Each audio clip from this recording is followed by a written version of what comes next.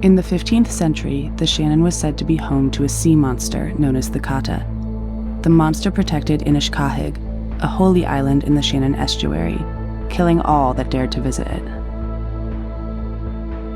Hideous, uncouth, ruthless, awful was the beast that arose there. Longer was its body than Inish Nahurkaja. A horse's mane had it, an eye gleaming, flaming in its head, and its keen, savage, forward, angry, edged, crimson, bloody, cruel bounding. Two very hideous, very thick feet under it, behind it a mane, nails hard as iron on it, which used to strike showers of fire out of the rocks of stone wherever it went across them. A fiery breath it had, which burned like embers. A belly it had, like the bellows of a furnace.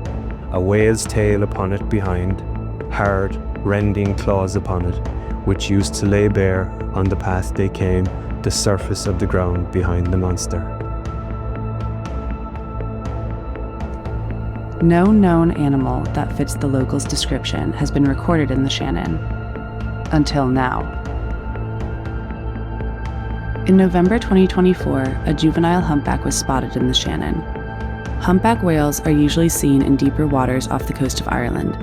This makes the appearance in the Shannon particularly strange and poses the questions, why is it here? Is this the return of the Cata? Will humpback sightings become more frequent in Ireland? Scientists like Jack O'Callaghan at the Irish Whale and Dolphin Group are wondering the same and have been collecting data in search of answers.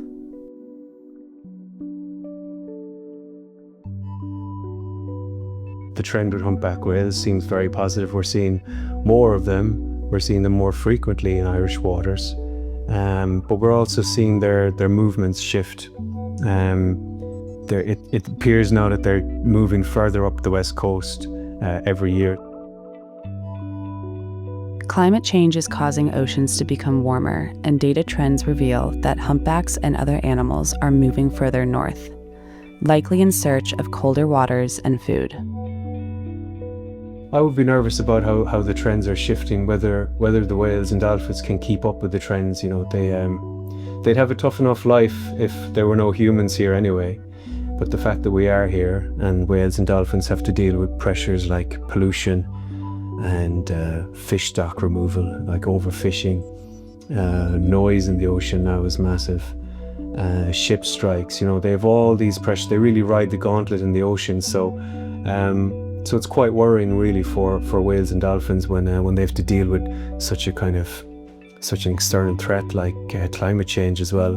So the odds are stacked against them, but it seems like they're very, very resilient in many ways. At least some species are. Other species are kind of teetering on the brink. It's exciting to hear that whale and dolphin sightings may become more common off the West Coast, but we need to make sure that we create a safe haven for them. This means whale watching responsibly from safe distances, doing your part to keep our beaches and oceans clean, and advocating for the protection of ocean habitats and the animals that live there. And then, perhaps, the Cata will return again. You don't have to be a scientist to help. Join the Irish Whale and Dolphin Group and Whale Track Ireland with their important work. Help collect data by recording whale and dolphin sightings at the beach. Even if you see nothing, 0 is still an important number.